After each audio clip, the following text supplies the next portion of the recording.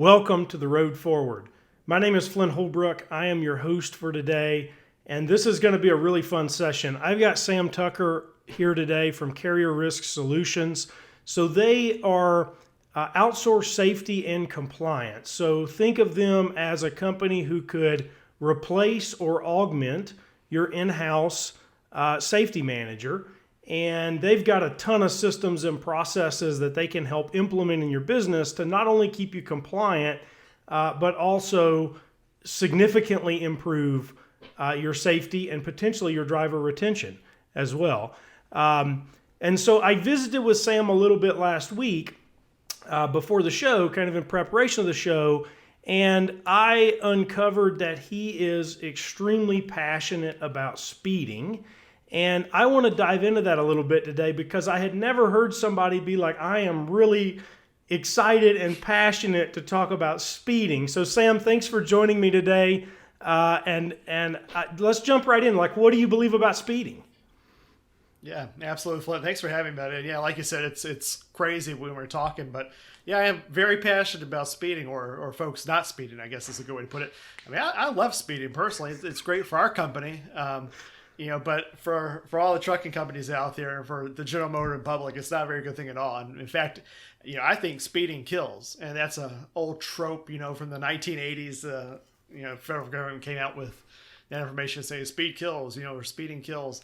And while it's true, it's both true literally and figuratively. So it's you kind of get it on both levels there, especially for our trucking company partners and everybody out there in the trucking universe. So tell me, Sam, what is it specifically about speeding that gets under your skin?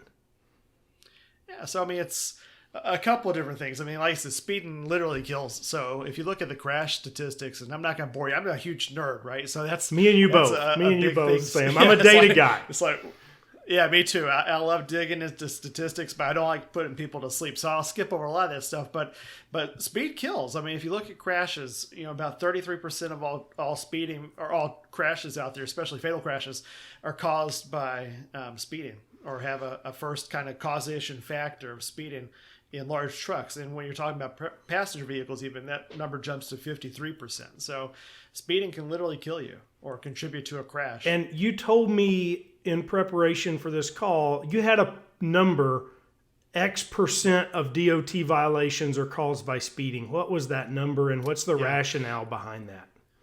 Yeah, so absolutely. So we say about 85 to 90% of all violations, all roadside inspection violations are caused by speeding or lighting violations. So either one of those two, but speeding particularly, because if you're speeding, you paint a giant red target on your truck or trailer, just inviting law enforcement to come and pay you a visit. So that's really what it boils down to. Now, if you actually look at the data, because again, we're stats nerds, right? So if you look at the data, it's really 14% of the violations out there, the driver violations, are actually caused by speeding violations totally, right? So we say, okay, 14% is not 85%. What's the difference?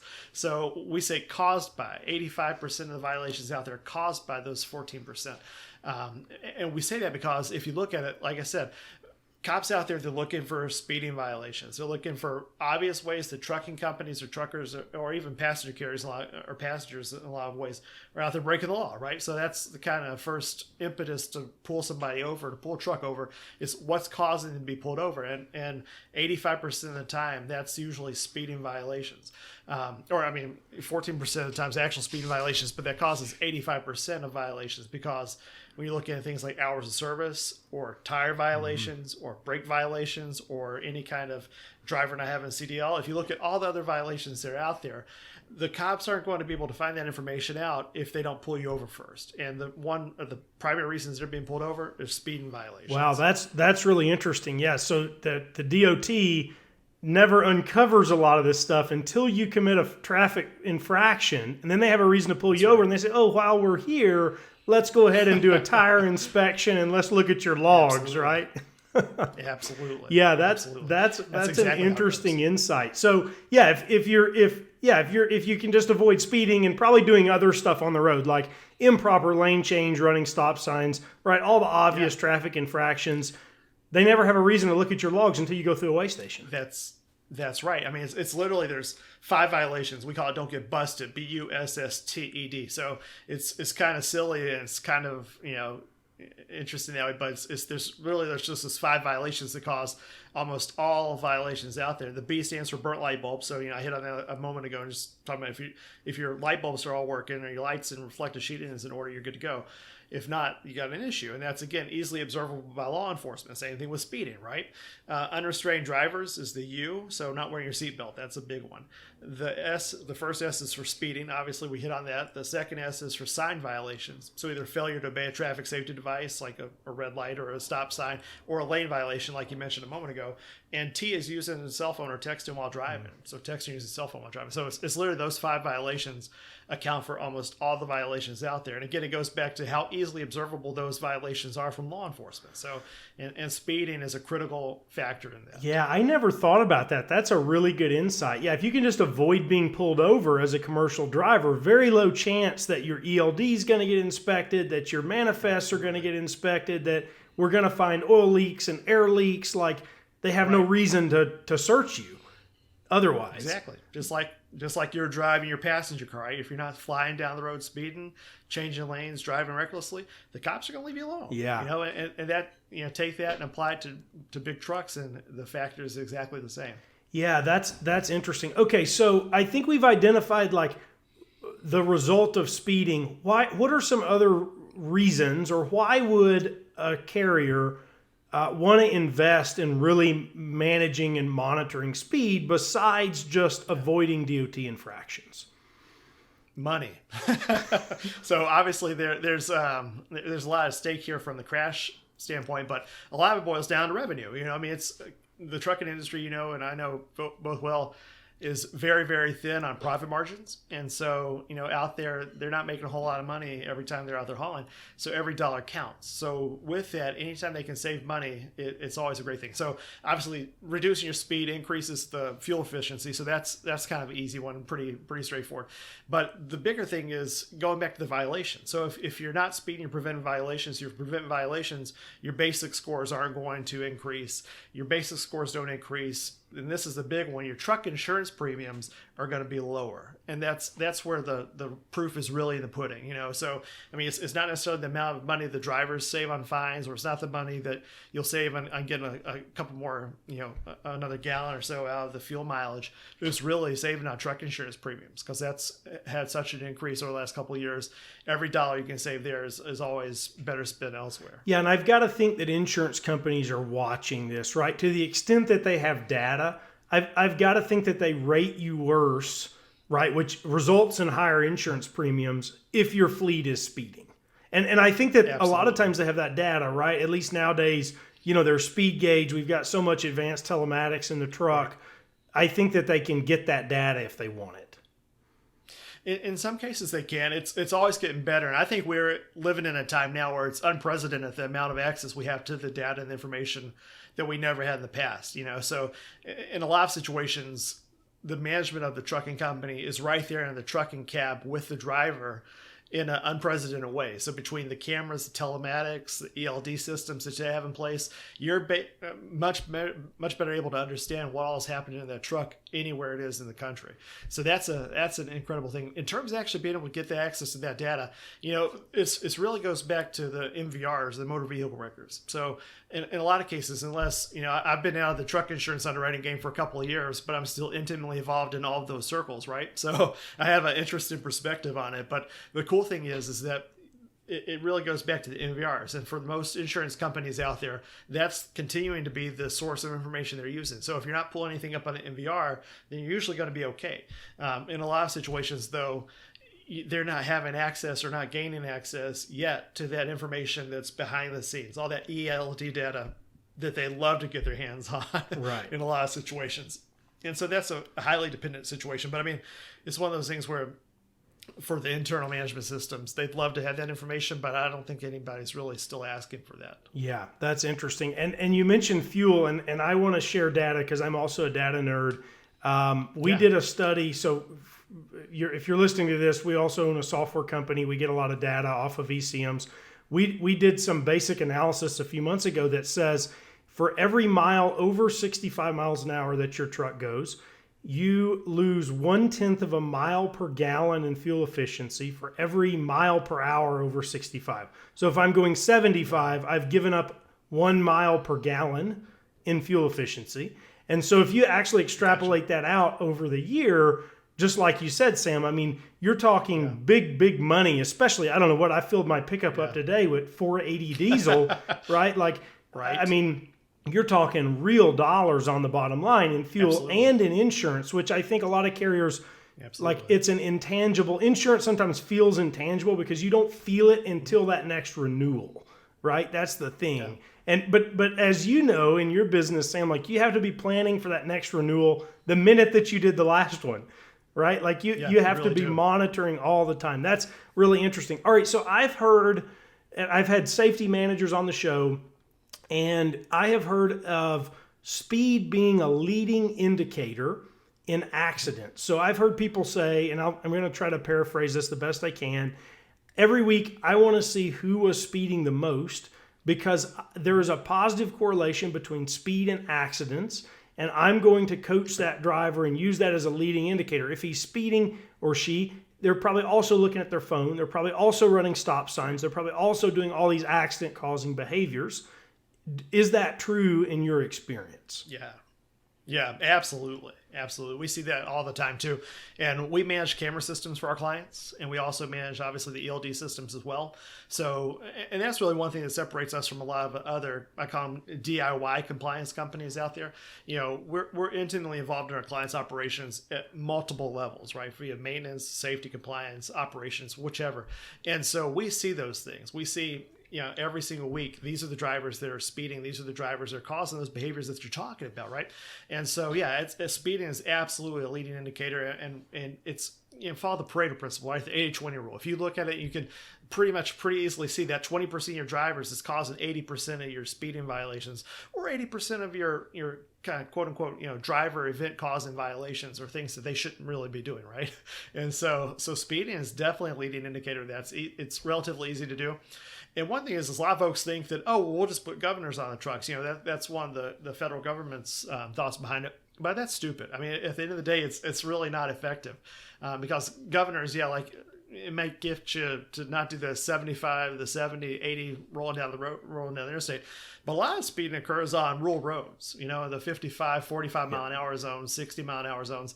And that's really not going to be affected at all by speeding governors on the trucks. So it's you know, you would think that that'd be a pretty easy solution. Oh, well, we'll just limit the speed that they can go. But that's not the case. It's really digging into that data and finding out where the speeding occurs, seeing if it's, you know, who's actually doing it and what's causing that. It could be a dispatching issue. You know, the drivers could be out there and they're running for their lives out there, thinking they have to make it for the dispatcher breathing down their neck. So it could be an internal system, an internal process type thing, or a management concern that's saying, okay, why is this driver speeding? You know, I mean, speeding is a symptom of the disease. It's not really the whole disease, right? So we like to peel back that onion and say, okay, what's really causing the speeding? Is it the driver feels pressured by the dispatcher to get the job done quicker? Is it they're financially incentivized to go as faster if they're paid by the load or by the mile, whatever the case is? The more they complete, the quicker they complete, the more money they get paid. And it's really trying to, like I say, get back and uncover those root causes of what's causing the speed. And some people are just speed demons. Yeah. growing up in Georgia, it's not that hard thing to understand too. Yeah. And so one interesting anecdote I heard from a safety manager, and tell me if you agree or disagree, is that, and you mentioned these rural roads. So in Texas, we have a ton of these, right? You're on a 4-lane road at 75, and then you go through a town and it goes 75, 55, 35, 25, right? And they're pretty rapid. Yeah, I mean, in terms of distance, it happens pretty rapidly. And so what I heard one safety manager say was, when I see that driver has gone from the 75 into the 55, but he's still going 67 or 68, it indicates to me that he's not paying attention, right? He's not looking far enough down the road to see the speed limit sign, to let off the fuel and start slowing down to enter that town, which, like you say, is a symptom, right, of maybe we're not paying attention like we should be as a professional driver to the roadway. Is that something that I'm going to guess that you're going to agree with that? Yeah, absolutely. It's really pulling it down to, do they not know or do they not care, right? So it's the inattentive driving, the we're just rolling down the road and I didn't catch that. That's one thing. But if on the flip side of that, they just see that 65 and they may drop, or this, going down to 55, they may drop it down to 65, but they're going to continue rolling to 65 regardless of what that speed limit drops to. Yeah, there comes a point where that there's a shift change, right? So I know it's happening and I just don't care. I'm going to keep on rolling because I've got to go. I got to get there. I got to make this delivery. I got to make this pickup. And I really don't give a crap what the speed limit. And those 2 minutes that you saved are like, I've been a truck driver, right? Like I could have speed. Yeah. I have sped. Like those 2 minutes that you save is completely not worth it, right? Like in the grand scheme of your 14-hour shift on the ELD and 11 hours of driving, like what is 2 minutes at the end of the day? Right. Yeah. Right. And it's crazy. Yeah, you're right. Yeah, that's interesting. Okay, so why do you think, Sam, that a lot of carriers don't focus a whole lot on speeding? And I think I see this a lot where we get very focused on, especially if we have cameras in the truck, right? We're very focused on the AI driven behaviors, the driver distraction, the running of stop signs. And we kind of put less emphasis on speed. Why do you think speed is not at the forefront of what we're managing? I think it's really twofold. And that's a really good question, Clint. I think that, the first part of it is really that a lot of folks don't know how to manage their speeding. Is one thing is really easy to say, oh, you guys shouldn't speed. Okay, that's great. A diabetic knows they're not supposed to eat a lot of sugar. That's one thing. But, but drivers know you're not supposed to speed, and that's all good and great. But like I said, that's why it's so important to get the underlying cause. What's causing them to speed? Is it a personal thing, or is it a system-based issue that's going on there? Is it what's going on inside the system that might be causing that? So I think that part of it is they just don't know how to manage speeding. I think that's a big part of it. And the other part is they're not aware of the tools they could possibly have at their disposal.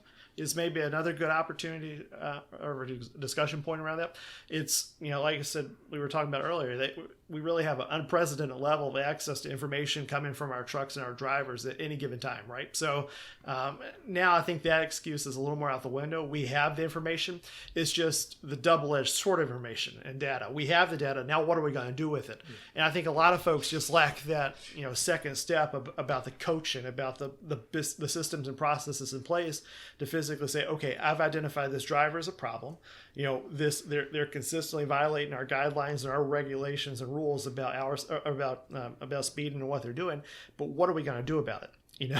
So they're not monitoring, they're not managing. If it's not managing, they're not going to be able to coach those drivers, or they're not going to go and say, okay, these are the steps we're going to take in our progressive discipline system, and say, okay, now that you've committed this infraction, this is the next consequence. And that's not necessarily just for speeding. It could be for any number of different violations of guidelines or regulations they could have, but that's just one very, very good example, I think. Yeah. And what you can't measure, you can't manage, right? So the first step is you've got to be able to measure speed, and then you have to have some strategies to manage speed. So Sam, sure. If I'm listening to this podcast right now and my light bulb goes off and I say, wow, we're not managing speed in our fleet, we probably should.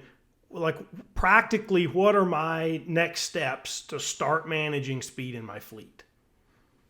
I think the first step is monitoring, right? So you have to understand if you have a problem, where that problem originates from. I think those are the most important ways to start, because if you're looking at your basic scores, your unsafe driving basic score, if it's showing up there already, if your unsafe driving basic score is high because your roadside enforcement partners, law enforcement or cops or whatever you want to call them, are coming to you and saying, hey, you have a problem with this, and your report card or your basic scores are showing that you have a problem, that's kind of too late, right? That's already when it's starting to cost you money, even though you may or may not be realizing it. You have to take it a step back or two. So I always suggest start looking at ELD data. Start looking, if you're on an ELD system that doesn't have that access built in, pay for the extra money for the safety suite that comes along with that.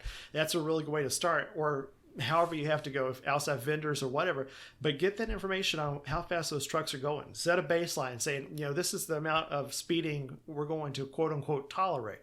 We understand the drivers are going to speed a little bit, and that's okay. But how many, 15 mile an hour events are we going to accept? And what's that going to be? Is it going to be, we're not going to tolerate anybody speeding over 15 miles an hour? Is it going to be, one per 100 road miles, whatever the case is. So it's really understanding how big or how large of a problem you have to start with, and really being able to monitor that before you can start even dreaming about how to fix it. Yeah. Yeah. Okay. And then I'm going to guess that this all comes down, right, Sam, to how you're going to coach the drivers at the end of the day. And a lot of people probably screw that up. So give us an example of maybe what you've seen be really successful in coaching drivers not to speed.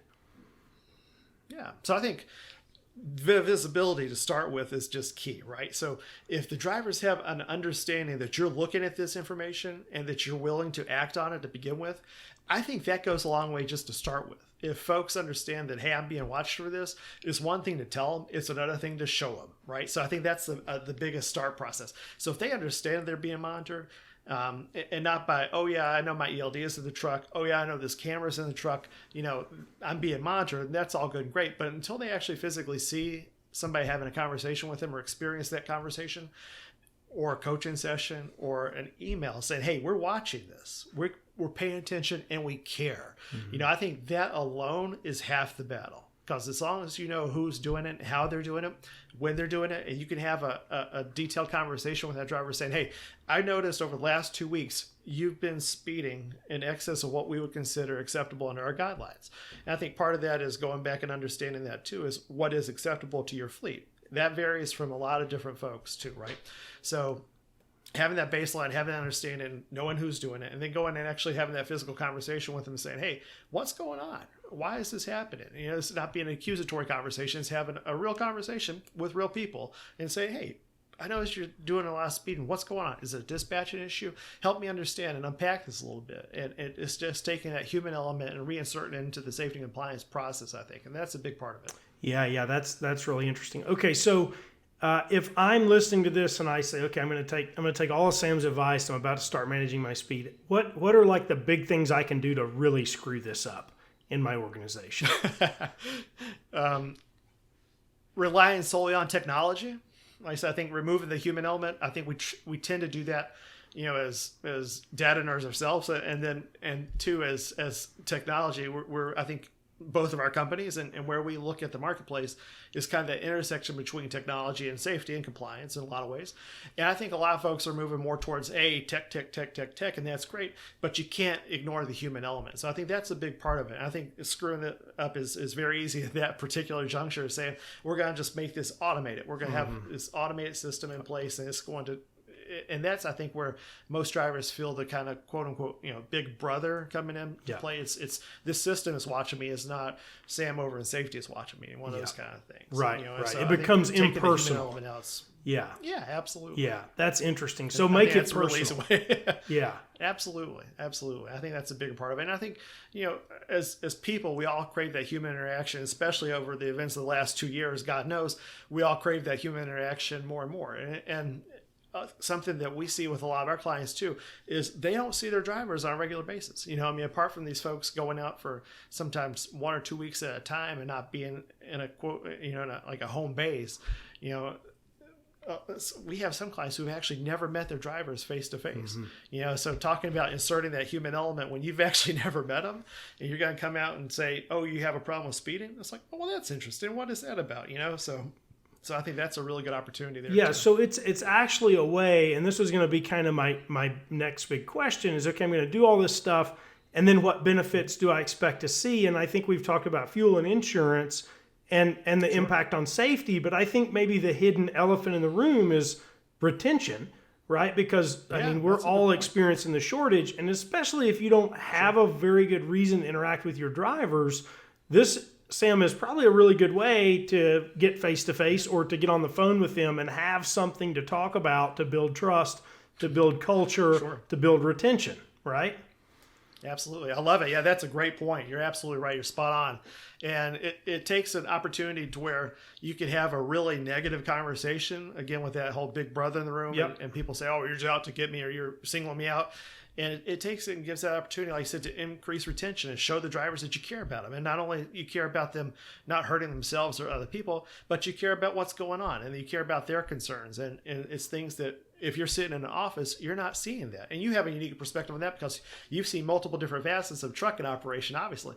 But a lot of folks who are in the management positions in those companies or who own trucking companies may not have that experience. Right. So they don't know the kind of day in the life of a driver. And I think that, losing that ability or losing that perspective on things in a lot of ways is part of what's causing retention issues these days. Right. Yeah. Because I think a lot of companies approach it like a driver is almost a number in a spreadsheet, right? And I have all this data on them, and here's their payroll records, but making that a person in the spreadsheet is hard, right? You have to, I think you have to approach it that way from a culture perspective if you want to keep your drivers. And I've just seen this over and over again in my career. This is cool. This has been such a good conversation, Sam. I'm curious and unrelated to speed, but what's on your mind for your road forward over the next 12 months? Maybe it's personal, maybe it's company. All the above, right? We're still growing and scaling, so that's a big part of it. But on the kind of macro level, I'm concerned about, or not concerned, but always curious about what's coming out of Washington. So and the legal and regulatory environment is always a question mark, right? So during the Trump administration, the Trump years, it was, from a regulatory perspective, very, very quiet. He put that rule in, or the executive order in, with you're not going to have one new one if you don't get rid of two old regulations. Mm-hmm. So that's interesting. But even today, we've seen the Biden administration's FMCSA, even without a truly appointed or appointed leader at this point. So that's kind of interesting too. So there's some question marks there as well. But even today, we found out that it's kind of insignificant to some people, but where previously drivers would have to each year certify that I had these violations and turn this paperwork into their safety team. We found out today they're repealing that. That's finally happened and effective in May. So, we're finally starting to see a little bit of thawing out of those things in the FMCSA from a regulatory perspective. And I think we're going to see some increased activity coming out of them over the next probably year and a half. So it's going to be very interesting, especially heading into the midterm elections, how that's going to play into everything too. Now that I think the administration's got its feet under them over the last year or so, and how that's going to play out. So for a professional level, that's really always concerning, I guess, in a lot of ways, but it's always interesting too. Yeah, it is. I agree with you here, Sam. I think that the next 12 months, here's what to zoom out at the macro level. I think we've seen trucking be put in the spotlight in the last, maybe it's 2 years, like we have never seen in the past. And I think that that's driving a lot of this regulatory shift, change up. Like, we're having to change not only as carriers, but I think our regulators are having to change their mindset around how do we actually get everything from point A to point B that we need. I think we've all gone to the store and it being, shelves are bare of toilet paper or what. I was there. My daughter loves Ritz crackers over the weekend. As a 13-month-old, there was not a box of Ritz crackers to be had, right? And so I think that these supply chain challenges are becoming real at a personal level, not only for us as citizens, but for our regulators. And I agree. It's going to be really interesting to see how things change over the next 12 months. Well, it's like you said too. We almost take it for granted, right? In terms of that box of Ritz crackers have always been there before. It's been a non-issue, But even take that on a more macro level than that, and you look at it on a national, international level. Supply chain as a national security issue. Yeah, that's even more interesting too, with the semiconductor information that we've seen, and obviously the issues we've had in Russia and Ukraine over the last couple of weeks. That's even pushing it further to the forefront about how we protect ourselves, not even for that box of Ritz crackers, but what about for semiconductors? Yeah, exactly. And even to that extent too. So it's an incredibly interesting time in transportation and logistics, as it always is. Yeah. Right, but it's not going to let up anytime soon. I can promise you that. Yeah, so we're all in for an exciting roller coaster ride. That's for sure. Oh yeah. Well, Sam, thank you so much. This has been such a fun conversation. I really appreciate you joining me today. Sam, if guests want to get a hold, it's been fun. Sam, if guests want to get a hold of you, if I'm listening to this and I say, man, I really want to connect with Sam for whatever reason, what's the best way to reach out to you? Yeah, two ways really. I mean, our website is mysafetymanager.com. So just mysafetymanager.com. That's the easiest way to get in touch with us. And also on LinkedIn. So that's where I live. I don't do the Facebook or much else, but I live on LinkedIn. So you can look up Carrier Risk Solutions on LinkedIn or just Sam Tucker on LinkedIn and find me there too. Cool. That's great. Well, that's how we connected. We connected on LinkedIn originally. Yeah. So that's great. Absolutely. Well, Sam, again, thank you so much. And if you're listening, Sam is going to stick around with me after the show to record the Fast Five. And if you don't know what the Fast Five is, this is 5 rapid fire questions that we ask every guest about the industry, about their company, professionally, what they're accomplishing. And we're going to email his answers. We always email the answers out to our email list. So if you are not subscribed yet to the email list, go to theroadforwardpodcast.com. That's theroadforwardpodcast.com. There's a form on the right side of the webpage. Type in your name, type in your email. You'll see Sam's answers to the Fast Five. And look, I really hope that you're enjoying the show. We have so much fun putting this on, if you can't tell. If you are enjoying the show, take just a minute, wherever you're getting your podcast, whether that's Apple or Audible or Spotify or anywhere else for that matter, and click that little review button there. Just take a second. You don't have to type anything in. Just click the number of stars that you would give us.